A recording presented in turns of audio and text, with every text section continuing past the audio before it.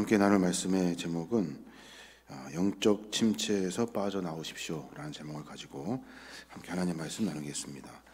조금 무거운 주제가 될 것 같은데 신앙인으로 누구나 겪게 되는 일들 중에 한 가지가 있는데 그것이 뭐냐면 시험 드는 일이에요. 시험 드는 일. 신앙인들로서 누구나 한 번쯤은 겪게 되는 일이 그 일이에요. 이것을 영적으로 뭐라 하냐면 영적 침체라고 하고, 교회에서 사용하는 언어로 바꾸면 시험 들었다라고 말하는 거예요. 계속해서 성장하고 커가면 우리의 믿음이 참 좋겠는데 가끔은 어쩔 수 없이 영적 침체에 빠지게 된다는 거예요. 시험에 빠지게 되죠. 영적 침체를 극복하는 좋은 방법 가운데 하나는 일상의 삶에서 한 발짝 물러나는 거예요. 내가 하고 있는 일에 한 발짝 물러나는 거고, 분주한 일들을 잠시 접고 한 발짝 물러나서 하나님의 뜻을 바라보는 거예요. 그 일이 영적 침체를 극복하는 가장 빠른 방법이에요. 바로 눈앞에 있는 것에만 집중하다 보면 집중력이 더 떨어지게 되고, 시험 드는 일을 더 고민하고 생각하다 보면 더 큰 시험에 빠지게 되어 있기 때문에 그래요. 그래서 신앙인으로 살아가면서 한 번쯤 겪게 되는 영적 침체, 이 일들이 우리 안에 일어나면 한 발짝 물러나야 돼요. 물러나서 하나님의 뜻을 바라보고 다시 고민해야 하는 겁니다. 오늘 이 영적 침체에 대한 이야기를 같이 나눠보려고 해요. 도대체 영적 침체가 왜 일어나는가? 왜 우리는 계속해서 시험 들며 살아가야 하는가 하는 고민을 해볼 필요가 있는 거예요. 영적 침체에 대해서 여러 교수님들이나 학자들이 여러 이야기를 해요. 게리 토마스라는 목사님이 계셔요. 그분은 영적 침체를 어떻게 생각하냐면 영적 침체는 교만 때문이다 라고 말해요. 영적 침체는 누구 때문이 아니라 내 안에서 일어나는 교만 때문이래요. 그분이 누구냐면 교회사와 기독교적인 고전 통합을 통해서 복음주의 영성센터를 운영하시는 그런 목사님인데, 우리 한국에서는 부모 학교 교재를 집필하셔서 좀 이름 있는 그런 목사님이셔요. 근데 그분이 영적 침체는 교만으로부터 나타난대요. 그분이 쓰신 책 중에 일상영성이라는 책이 있어요. 일상영성. 그 책을 보면 모든 일들 가운데 우리가 경험하는 좌절과 절망과 영적 침체의 원인을 교만이라고 말하고 있어요. 그러면서 반대로 교만의 반대는 겸손인데, 겸손이 뭔지에 대해서 설명해요. 겸손은 세상의 모든 사람과 만사가 내 뜻대로 돼야 한다는 지독하고 비현실적인 기대와 폭정에서 우리를 건져준다는 거예요. 교만을 가지면 내 모든 일들이 내 뜻대로 되어져야 하는 이 지독하고도 비현실적인 기대와 폭정에서 겸손은 우리를 건져준다는 거예요. 뿐만 아니라 겸손은 교만으로 말미암아 영적 침체가 일어나는 일들을 막아준다는 거예요. 참 공감이 되는데, 그래서 교만은 언제나 좌절의 맛을 남기지만 겸손은 실망을 모른다는 거예요. 겸손하면 실망하지 않고 계속 성장하게 되어 있다는 거예요. 또 하나, 게리 토마스의 겸손에 대한 이야기를 좀 보면 뭐라고 설명하냐면, 겸손이란 자기를 못났다고 생각하는 것이 아니래요. 겸손은 내가 못났습니다, 내가 약합니다, 그래서 막 인사하고 다니는 것이 아니라는 거예요. 자기 생각을 덜 하는 거래요. 내 생각을 덜 하는 거예요. 기독교적 관점에서 보면 삶의 어떤 집착도 여전히 교만이라는 거예요. 내 생각을 많이 하는 것, 내 안에 내 욕심을 채우려고 하는 것 뿐만 아니라 그것이 교만으로 표출되는데, 겸손이 그 일을 막게 된다는 거예요. 겸손은 내가 못났습니다, 그래서 인사합니다, 이런 것들이 아니라 내 자신을 내려놓는 거래요. 조금 더 내 자신의 모든 일들을 잠깐 내려놓고, 그리고 나서 하나님을 다시 고민할 수 있는 마음이 겸손의 마음이라는 거예요. 오늘 저는 이 본문을 선택해서 같이 고민하면서 요즘 요 근래에 참 그런 이야기를 많이 듣게 되는데, 시험 들었다는 이야기를 듣게 되고 또 성도들이 시험 들어서 이렇게 하는 이야기들이 참 여러 가지 것들로 혼란스러운 일들이 일어나겠다 하는 생각이 들어요. 특별히 우리 교회가 무슨 문제가 있는 것이 아니라 제가 만나는 몇몇 분들이 이 시험 드는 문제를 가지고 저에게 상담을 해왔고 또 그 일들을 함께 고민하는 시간을 한번 가져야겠다 하는 생각을 가지고 오늘 말씀을 준비하게 됐어요. 오늘 본문의 주인공은 뭐냐면 엘리야인데, 엘리야도 역시 시험 들었어요. 엘리야도 시험 들었어요. 영적 침체가 찾아온 거예요. 영적 침체가 하나님과 올바른 관계에 근거하고 있다는 사실을 인정해야 되는데 그 인정을 하지 못하고 자기중심적인 생각을 하면서 엘리야는 영적 침체에 빠져가요. 아니 내가 이 정도 했는데, 자기가 대단한 일을 많이 했거든요. 뒤에 또 나옵니다마는 엘리야가 한 일은 대단한 일이에요. 그런데 하나님, 저 사람들 왜 바뀌지 않습니까? 왜 저 사람들은 가만히 그대로 잘 살고 있습니까? 하는 문제를 가지고 엘리야가 영적 침체에 빠져요. 한 신문 칼럼에 신앙의 오염물, 영적 교만이라는 제목의 그 칼럼을 한번 본 적이 있어요. 그럼 잘 한번 들어보세요. 20년 동안 한결같이 새벽 기도와 일주일에 한 끼씩 금식하는 어느 권사님이 계셨대요. 그 권사님의 모습을 모든 성도들이 다 좋아하고 귀감을 가지고 서로 이렇게 신앙생활 했다는 거예요. 교회 안에서 그 권사님의 위치와 자리가 신앙적으로 상당히 높았던 것 같아요. 모두가 다 그렇게 인정해주고 있었대요. 권사 자신도 마찬가지 마음 한켠에 은근한 자부심을 가지고 있었대요. 아무도 못하는 일을 내가 하고 있거든요. 어느 날 새벽에 몸이 몹시 피곤해가지고 도무지 일어날 수가 없었대요. 그런데 일어나지 못하는 그 권사를 흔들어 깨우는 어떤 형체가 있었다는 거예요. 권사가 깜짝 놀라가지고 일어납니다. 그리고 나서 떠나려고 하는 그를 붙잡고 도대체 당신은 새벽마다 나를 깨우는 당신은 누굽니까? 라고 물었다는 거예요. 그 형체는 아무 말 없이 돌아가면서 웃으면서 그냥 그 자리를 떠났대요. 그 모습을 보고 권사가 깜짝 놀라게 됩니다. 왜냐하면 그 얼굴의 형체가 다른 것이 아니라 사단이었기 때문에 놀란 거예요. 권사는 사단에게 다시 물어요. 왜 당신이 나를 새벽 기도에 빠지지 말라고 계속해서 깨우는 겁니까? 사단은 아무 말 없이 그냥 사라지더라는 거예요. 그날도 새벽에 나와서 한참 기도하는데 그런 생각이 문득 들었대요. 자기가 새벽 기도하면서 했던 말들, 모든 생활 가운데, 신앙생활 가운데 생각했던 많은 이야기들, 뭐라고 이야기했냐면 나는 이렇게 기도하는데 새벽 기도도 안 나오는 사람들은 도대체 뭐야? 라고들 말했대요.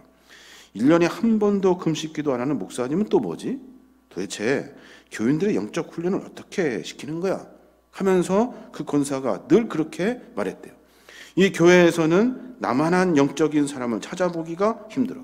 금식도 하고 새벽 기도도 하니까. 그날 새벽, 그동안 새벽 기도를 하면서 어느새 자기 안에 영적인 부분의 한 컷에 교만이 찾아오고 있다는 것을 깨달았다는 거예요. 그러면서 자기가 이 교만 때문에 영적 침체에 빠져가고 있다는 것을 깊이 깨닫게 되었다는 거예요. 저는 그 이야기를 보고 되게 많이 공감을 했어요. 영적 침체는 언제 일어납니까? 영적 침체는 내가 약할 때 일어나는 것이 아니에요. 내가 시험 들을 때는 내가 시험 들을 일 때문에 내가 약해서 시험 드는 것이 아니에요. 내가 가장 최고일 때, 내가 가장 힘이 있을 때, 내가 무언가 할 수 있을 때, 그때 영적 교만이 찾아와요. 사단은 그것을 교묘하게 이어갑니다. 새벽에 빠지지 않도록 깨워요. 그리고 가서 너 앉아서 딴 기도하지 말고 그 기도해.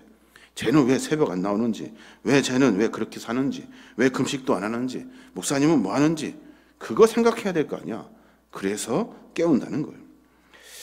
그래서 우리는 영적 침체는 아무것도 하지 않기 때문에 찾아오는 것이 아니라 분명히 무언가 하고 있을 때, 잘하고 있을 때 그때 영적 침체가 찾아오게 되는 겁니다. 또 하나 생각해 보면 영적 침체는 누구에게나 모두가 예외가 없어요. 누구나 찾아올 수 있는 것이 영적 침체예요. 오늘 말씀의 주인공 엘리야 대단한 사람이에요. 850명의 이방 선지자들을 영적으로 대결해서 이긴 사람이고, 하나님을 향한 간절한 기도를 통해서 3년 6개월 동안 아주 가뭄, 비 하나 안 왔던 그 순간에 비를 내리게 했던 사람이 엘리야예요. 단언컨대 엘리야는 당대의 악한 왕 아합과 더 악한 왕비 이세벨에 대항해서 목숨 걸고 영적 전투를 벌일 만큼 대단한 사람이에요. 그런데 오늘 그가 시험에 들었어요. 영적 침체에 빠진 거예요. 이세벨 그 여자, 한 여자에게서 생명의 위협을 느끼게 되고 두려움으로 인해서 광야로 도망가 버리게 되고 영적 침체를 만나 의기소침하는 모습을 오늘 성경은 우리에게 그대로 보여주고 있어요. 아니, 엘리야 같은 위대한 사람도 영적 침체, 시험에 빠지는데 우리라고 시험에 걷더니 이기고 우리라고 대단할 것 같습니까? 누구나 다 모두에게 영적 시험은 찾아오게 되어 있다는 거예요. 그가 말해요. 여호와여 넉넉하오니 지금 내 생명을 거두시옵소서. 나는 내 조상들보다 낫지 못합니다. 하나님 됐습니다. 이제 그만합시다. 내 생명을 빼앗아 가십시오. 할 만큼 했습니다. 그러면서 영적 침체에 빠지는 거예요. 영적 침체에 빠진 엘리야의 이야기는 오늘을 살아내는 우리 신앙인들에게 정말로 큰 위로가 돼요. 왜냐하면 그 사람도 시험에 빠지는데 나라고 시험 안 빠지겠습니까?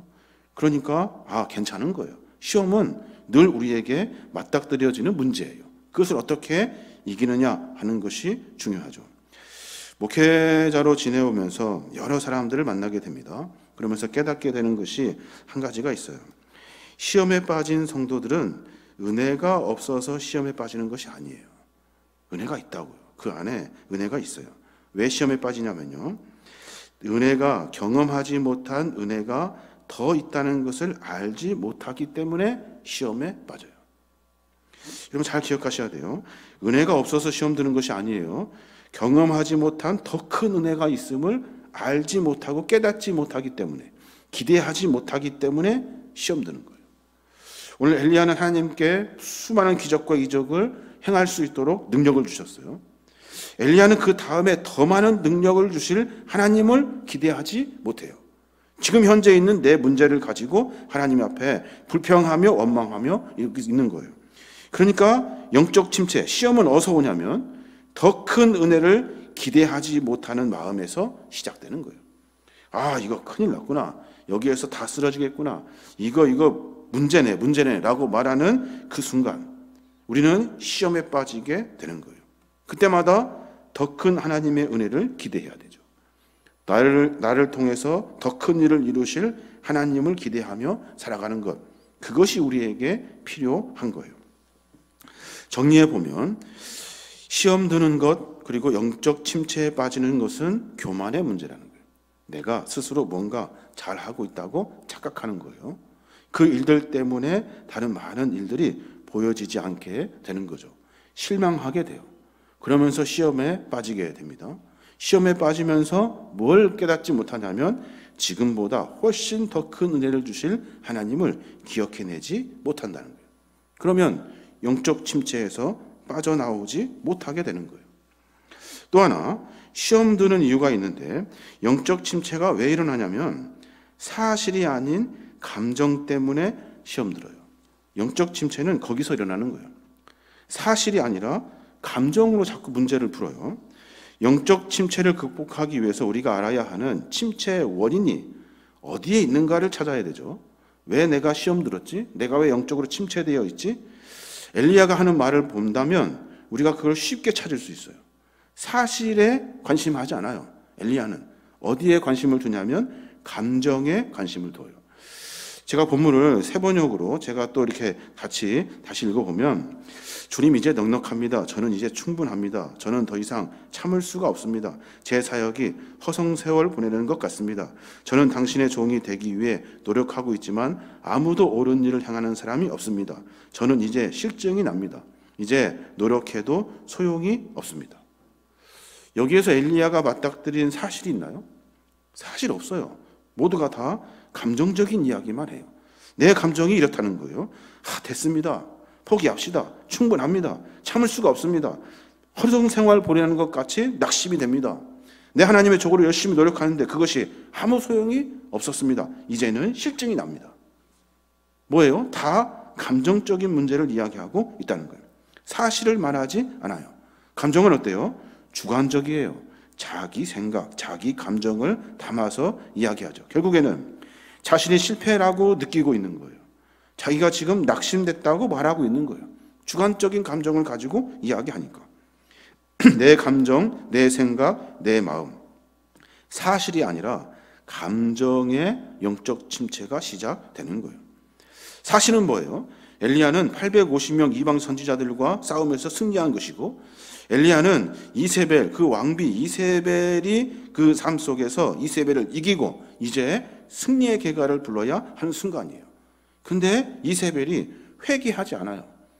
이세벨을 통해서 그 모든 일들을 이뤄내는데 이스라엘 백성들이 꿈쩍하지 않아요. 그래서 자기가 화가 난 거예요. 자기 감정이 표출되고 있는 거예요.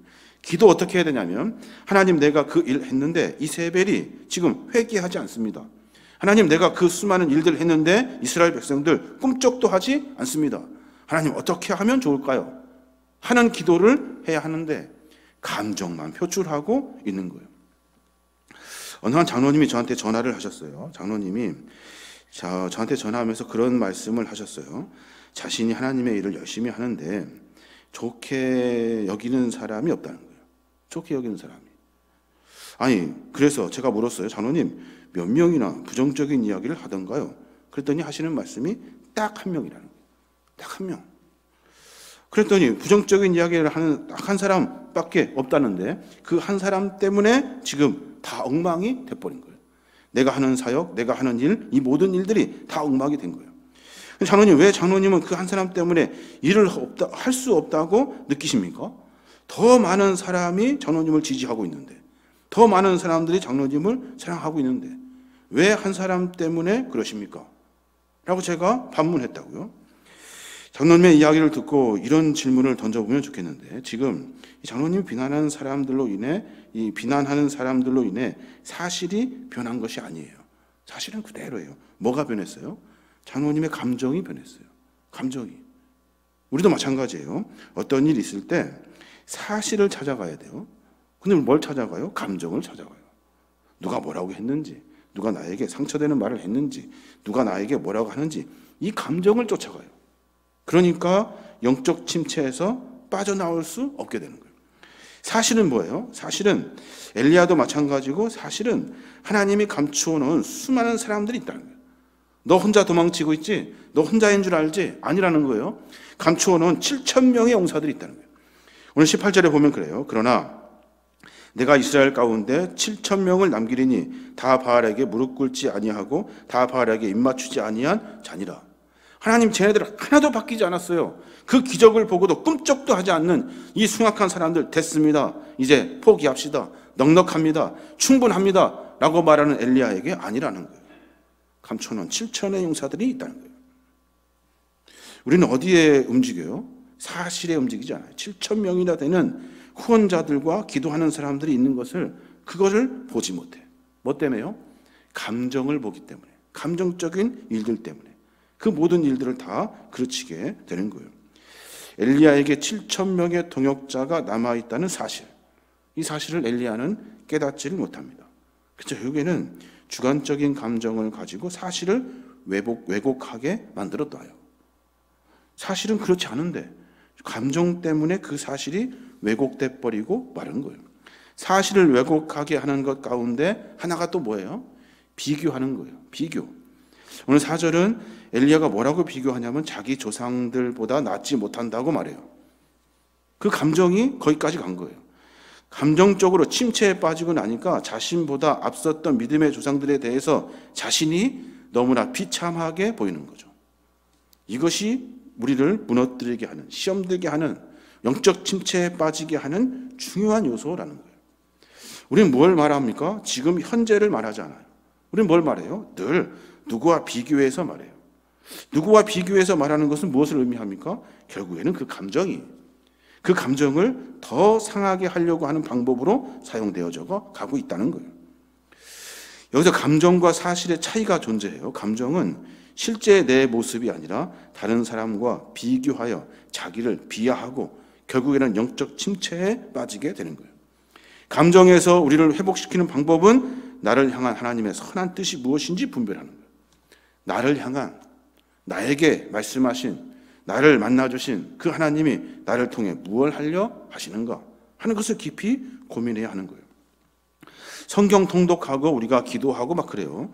성경 통독하고 기도하는 이유가 뭐예요? 하나님의 뜻을 바꾸기 위해서 성경 통독하고 기도합니까? 그렇지 않아요. 하나님에 대한 우리의 생각을 바꾸기 위해서 성경 읽고 기도하는 거예요.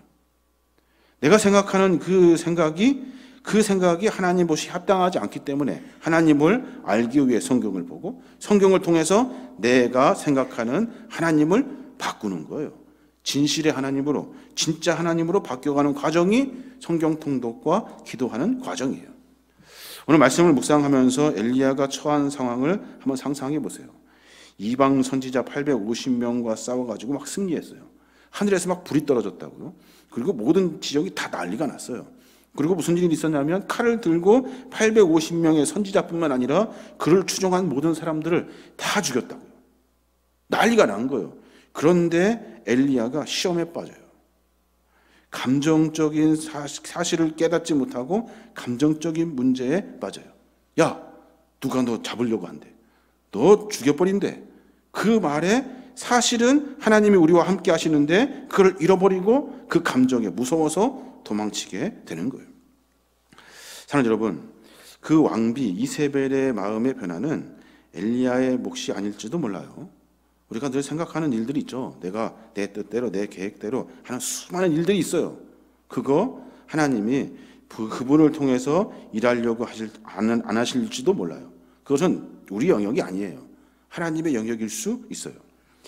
엘리야는 이세벨이 자신을 죽일 거라고 생각하고 도망가요. 사실 아닌데. 사실은 뭐예요? 사실은 겁을 주는 거예요. 그냥 겁을. 생각해 보세요. 이세벨이 엘리야를 죽인다? 있을 수 없는 일이에요. 왜냐하면 엘리야는 기적 같은 일들을 이스라엘 백성들에게 보여줬어요. 이스라엘의 왕이 누구냐면 아합의 부인이 이세벨이거든요. 감히 왕비 이세벨이 어떻게 아주 보는 사람들의 지지를 받고 있는 엘리야를 죽일 수 있겠습니까? 진짜 죽이려고 한다면 사자를 보내서 겁주지 않아요. 오늘 본문에 보니까 사자를 보내서 내일 내가 너를 처리하겠다 했다고요. 자객을 보내가지고 살짝 죽이지. 뭐하러 막 사자를 보내서 내일 할게. 내일 내가 너 죽일 거야. 이 말은 도망가라는 말이에요. 도망가라. 사실은 죽이려고 한 일이 아닌데 엘리야가 착각하고 있나. 왜요? 감정 때문에. 이 감정에 엘리야가 포로가 되어가지고 영적 침체에 빠져들게 되는 거예요. 감정을 과장하는 것은 우리로 하여금 영적 침체에 빠지게 하는 지름길이에요. 그러니까 우리가 어떤 시험 드는 일들이 있으면, 영적 침체에 빠지는 일들이 있으면 감정을 쫓아갈 일이 아니에요. 사실을 찾아야 돼요. 사실을. 또 하나 영적 침체에 빠지는 유일한 길이 딱 한 가지가 있어요. 오늘 엘리야가 회복이 됩니다. 어떻게 회복이 돼요? 하나님의 세미한 음성을 들었을 때, 그때 그가 회복이 돼요. 엘리야가 어떻게 영적 침체에서 벗어나냐면 하나님의 세미한 음성을 들어요. 여기서 말하는 음성 아니에요. 앞에 있는 세미한이 중요해요. 세미한이 뭐예요? 작게, 그러나 분명하게. 이게 세미한이에요. 그러니까 하나님의 음성이 작게 들렸다는 거예요. 우리는 우리에게 찾아온 감정적인 문제에서 착각하는 것이 있죠. 이게 모든 것이 다 막 혼란스럽게 시끄럽게 막 돌아갈 거라고 생각하는 거예요. 그러면 그 시끌한 일들 속에서 막 빠져들어가요. 그때 어떻게 해야 돼요? 한 발짝 물러나야 돼요. 한 발짝 물러나서 하나님의 세미한 음성을 들어야 돼요. 오늘 가다 도망치다 지쳐가지고 누워있는, 잠자고 있는 엘리야를 천사가 와서 깨워요. 어떻게 깨워요? 야, 이놈의 자식아, 왜 거기 누워있어? 안 일어나? 한 것이 아니에요. 일어나 먹으라. 살짝. 혹시 잠을 깨다 놀랄까봐 살짝 깨워요. 그리고 야, 배가 고프지? 이거 먹고 또 자. 그럼 엘리야가 또 자요. 한참 자다가 또다시 오셔가지고 일어나서 이거 먹어. 아주 조용하게, 아주 다정하게 말씀하시더라. 엘리야 어떻게 그 음식 먹고 안식하고 쉬었다가 로뎀나무 아래에서 다시 출발합니다. 그리고 나서 그 호렙산으로 가게 되는데 그 가는 40밤야 동안 하나님의 세미한 음성을 계속 들어요.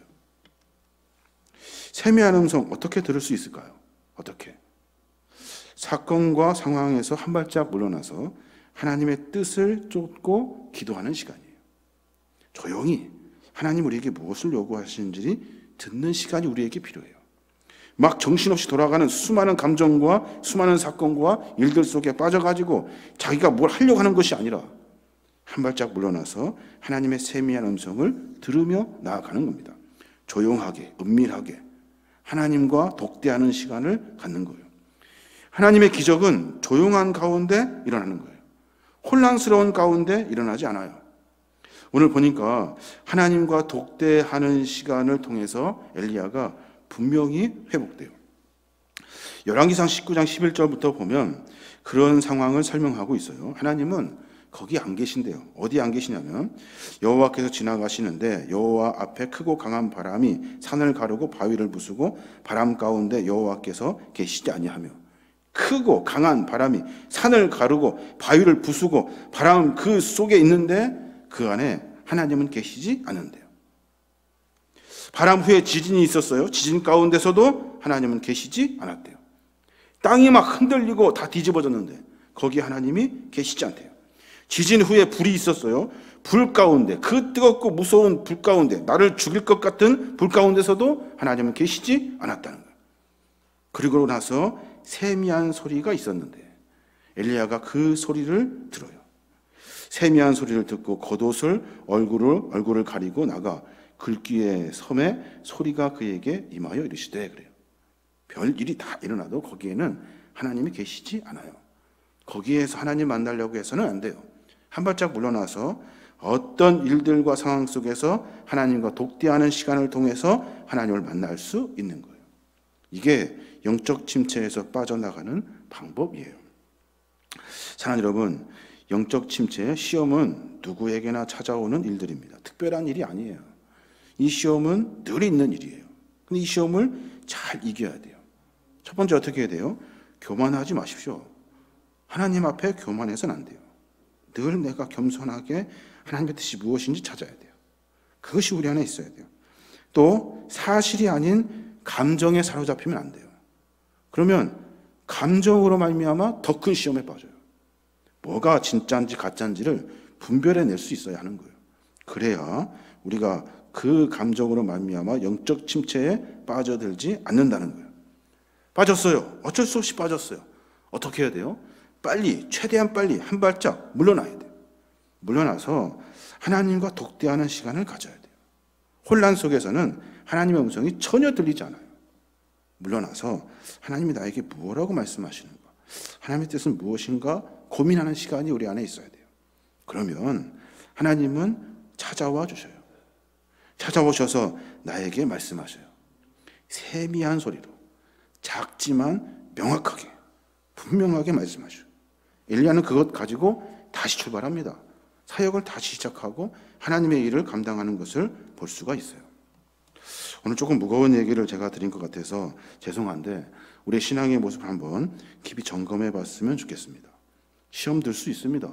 우리가 지금 시험 들어서 교회가 혼란한 것이 아니지만 저도 있으면서 시험 들 때가 참 많아요. 그때마다 어떻게 할 거예요? 그때마다 참고 인내하고 견뎌야 됩니까? 그렇지 않아요. 그러면 그 아마 계속해서 켜켜이 쌓일 거예요. 하나님을 통해서 해결받아야 돼요. 하나님을 통해서 그 사건이 해결되고 그 문제가 해결되고 그 시험이 아무것도 아니라는 사실을 확인받아야 돼요. 그래야 우리가 이길 수 있게 되는 거예요. 다시 한번 선포합니다. 시험 들 수 있습니다. 영적 침체에 빠질 수 있습니다. 은혜가 없어서도 아니고 은혜가 나에게 바닥나서도 아니에요. 더 큰 은혜에 대한 기대와 소망이었기 때문에 영적 침체에 빠지는 거예요. 교만하지 마시고 사실에 집중해야 돼요. 사실에. 그리고 하나님의 세미한 음성을 들을 수 있도록 한 발짝 물러나야 돼요. 그래야 하나님의 귀한 뜻을 깨달아 알 수 있게 되는 겁니다. 저 여러분이 그런 마음과 그런 신앙의 몸부림으로 하나님을 다시 만나고 우리의 삶이 믿음과 신앙으로 튼튼해지시는 저와 여러분이 되시길 주님의 이름으로 축원합니다.